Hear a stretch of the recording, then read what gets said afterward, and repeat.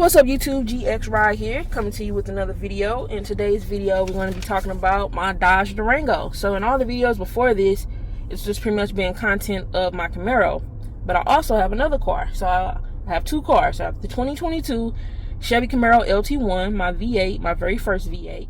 And then I got a 2021 Dodge Durango. This is the SXT model with the black top. For me, this was a natural step up from my previous car that I had.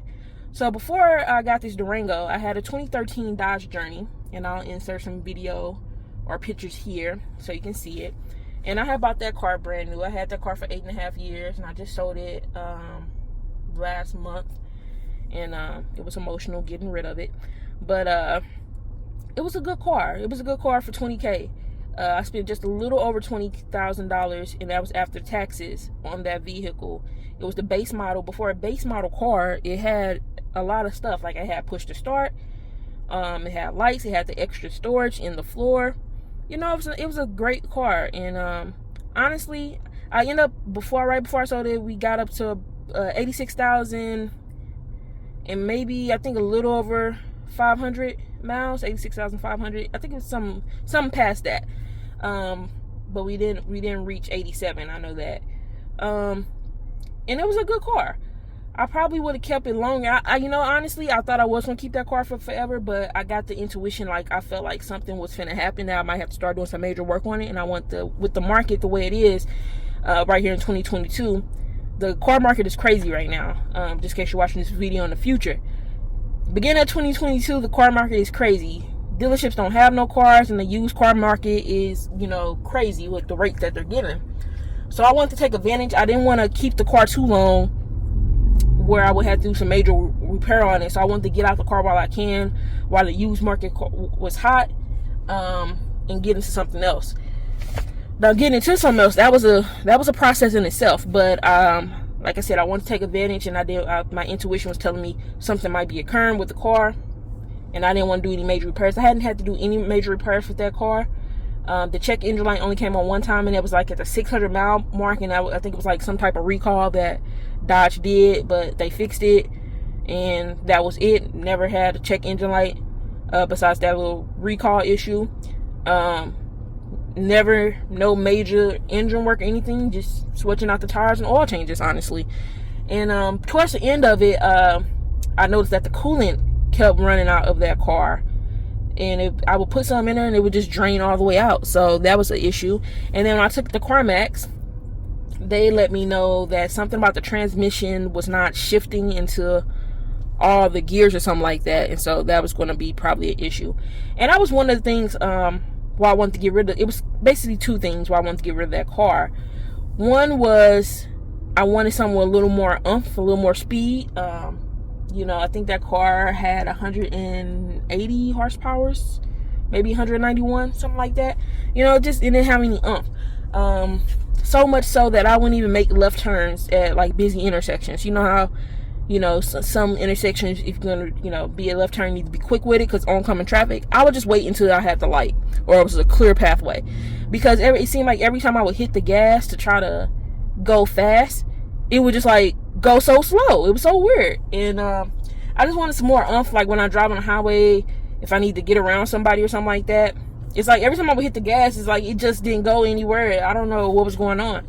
And then the other thing was, I've always, and this was something I noticed at the beginning when I first got the car, it felt like when I was driving, like I can feel when it shifts, when the transmission shifts, I guess. And I was like, I thought that was weird, but they was like, no, that's normal. But I don't know, it was always weird to me. It was just something I just dealt with, but it's always been an annoying thing for me for that car. So I honestly think if I would ever had the V6 version, I probably would still have that car to this day. And, you probably wouldn't have this channel because I probably would have still been driving around that car. The Camaro is what made me get into cars. Getting the Camaro is what made me get into cars. But other than that, before that, I was just, as long as I had a car, it got me to point A, point B, that's all I cared about. So I wasn't really into cars like that or anything. But it was natural for me to go from the journey to the Durango, because the Durango's, this big brother. I'm still staying in the Dodge family.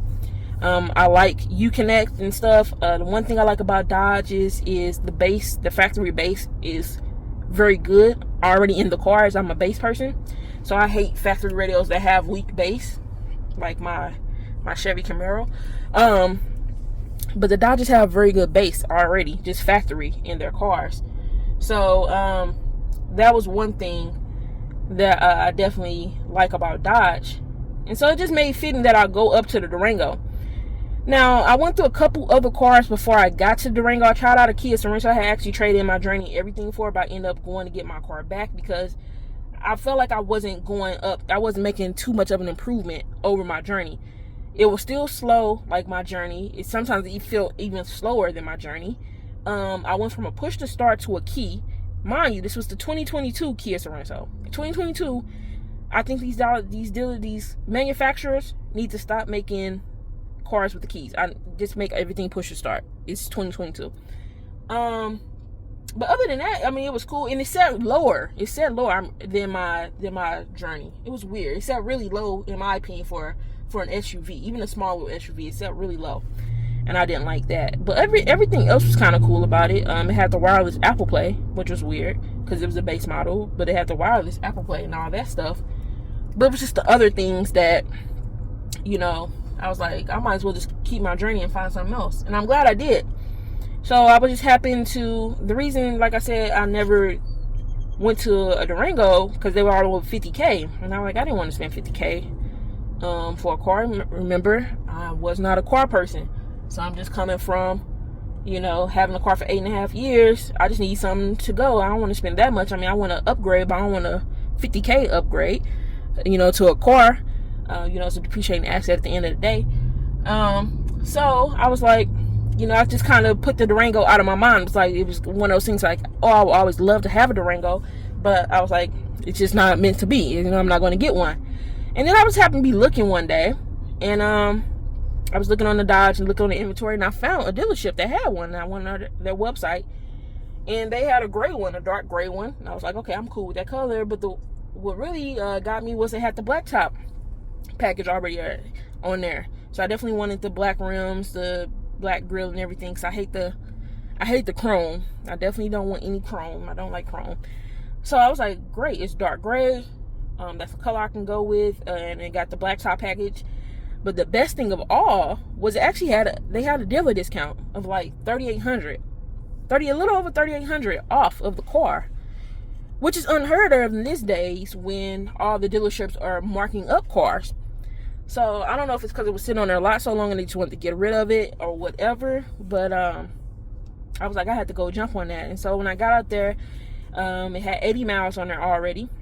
And then they let me do a test drive. They didn't even sit in the car with me. They just let me do a test drive and just told me to come back.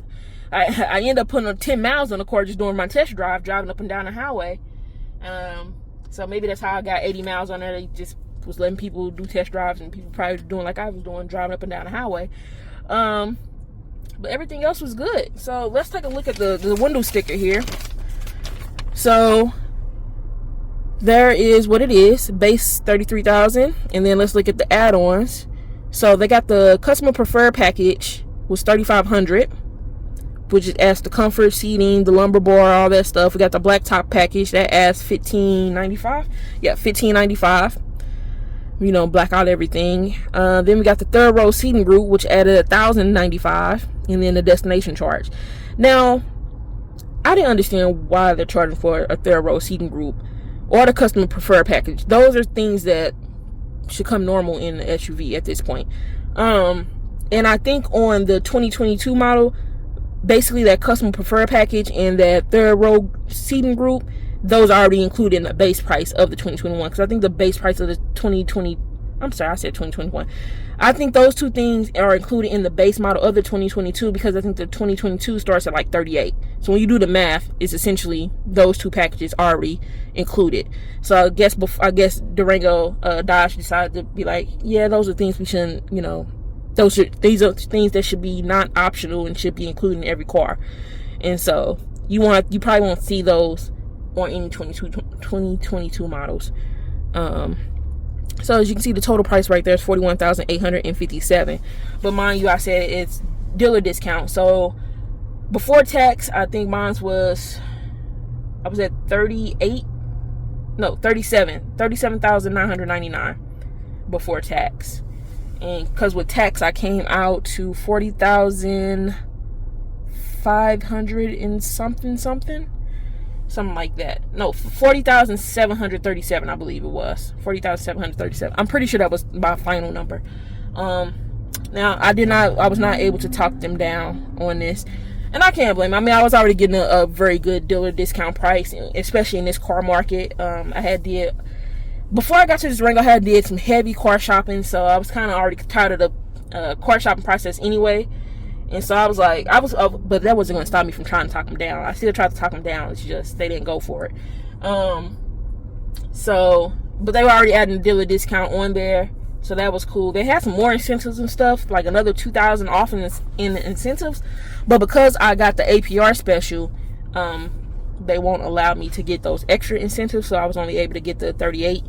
I was only able to get that dealer discount off, but not the other incentives, unfortunately. Otherwise, that would have been like another $2,200 that I would have got. But the savings that I get in having a basically super low interest rate, I'm going to get that savings in interest, saving on interest basically.